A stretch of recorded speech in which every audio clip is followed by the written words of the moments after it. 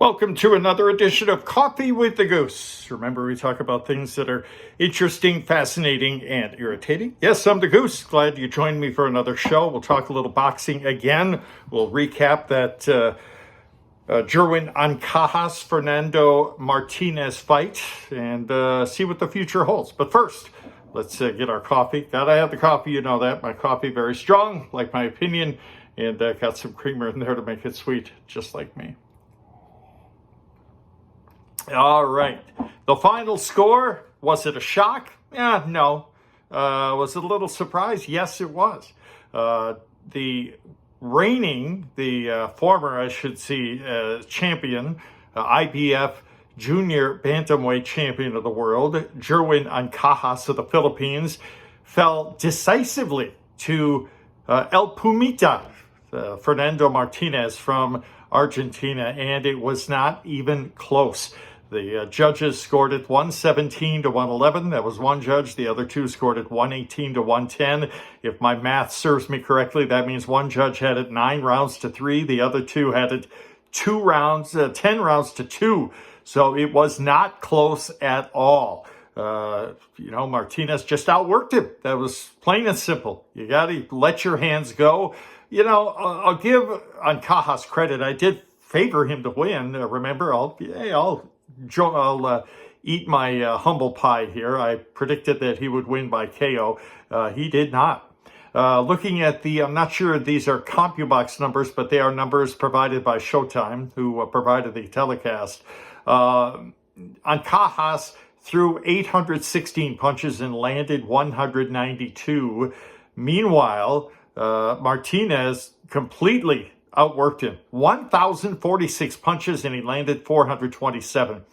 Do your math. That's well over twice as many punches landed by Martinez as landed by Ancajas. So it was victory for El Pumita. He is now 14-0 with 8 KOs. So really, it's not a big shock.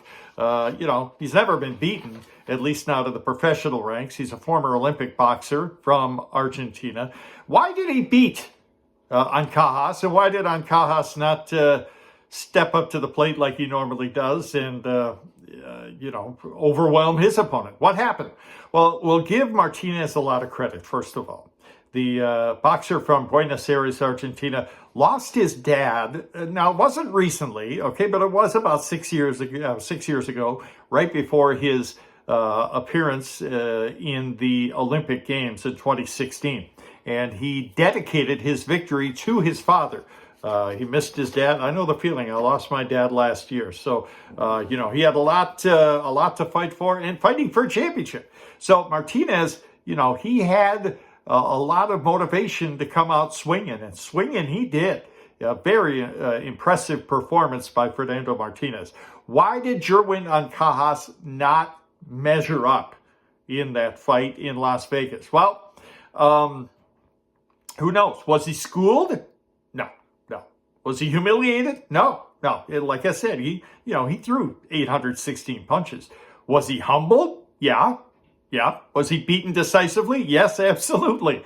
I like Jerwin Ancajas. I'm a big fan of his, Filipino champion that leaves 4 now that hold belts from the Philippines. I just read that the president of MP Promotions, who Ancajas fights for, and that is, Sean Gibbons, said, well, he was weight trained. Okay, well, that doesn't hold much weight for me. Forgive the phrase there. If he's been fighting at 115 pounds for a long, long time, why was he suddenly weight trained for fighting at the same weight? I don't know. Gibbons says he worked extra hard the day before the fight, that was Friday, to reach the 115-pound limit. And he did reach 114.6 pounds, so good for him. But Sean Gibbons said he was weak and he was not as sharp as he usually is, and therefore did not measure up to the punch output of his opponent, Fernando Martinez. So, we don't make excuses. I'm sure Sean Gibbons wasn't making an excuse. He was trying to explain why He didn't perform like he usually does. And, German Ancajas, being the gentleman he is, he said, hey, your congratulations to Martinez. He's a great fighter. Yes, he is. He's unbeaten. And but when asked if Ancajas wanted to invoke the rematch clause in their contract, Ancajas said, yes, I definitely want a rematch. So hopefully we'll get word of that before too long. It'll be a couple of months. These guys don't fight day in and day out. But be that as it may, there will be no unification bout as we expected for Gerwin Ancajas. There are 3 other title holders in the junior bantamweight or super flyweight division, whichever you want to call it. So he's going to have to go back to work. Now, Ancajas has only lost twice in his career. So, he's not used to this. But he has lost before. He has an amateur record of 90 wins and 5 losses. So he knows what it's like.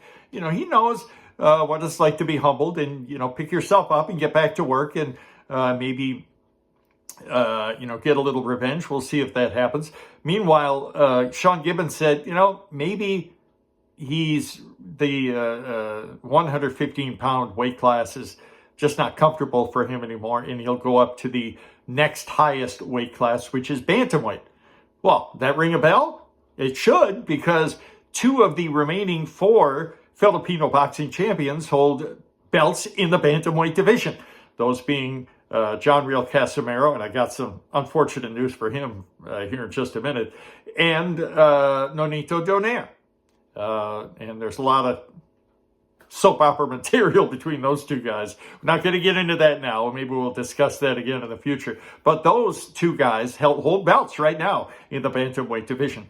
The other 2 remaining Filipino champions are, of course, Mark Magnifico, who just won his, oh goodness, I can't remember what belt it was. He just won that a couple of weeks ago, and he was gracious enough to do an interview with us. What a great guy and a great champion, the undefeated Mark Magnifico Magsayo. And Rene Cuarto, who just defended his belt successfully a couple of weeks ago as well. So you still have 4 Filipino champions remaining.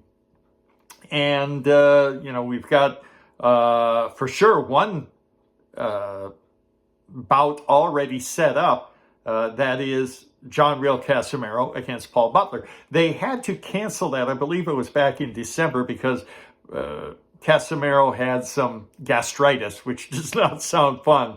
He was not able to get into the ring and perform. And, the powers that be in his weight class looked into it and they said, no, he was really sick. So we'll give him a break. They'll do it again. I think it's going to be in April. But now here's the bad news. Sorry to have to break this to you. I just read it. John Real Casimero, who's, sometimes it's his fault, sometimes it's not. But sometimes he gets a cloud of controversy follows this guy. And here we go again. He's been charged with sexual abuse. Yes. He's charged with inappropriate touching of a 17-year-old girl in his hotel room last year. Why was the 17? I have no idea what the details are behind that, but he's been charged. So we'll hear more about that before too long, I'm sure. John Real Casimero, the Filipino bantamweight champion, charged with sexual abuse. We shall see. We'll keep you up to date on any news in that regard. But the news again, an upset, kinda, not shocking though.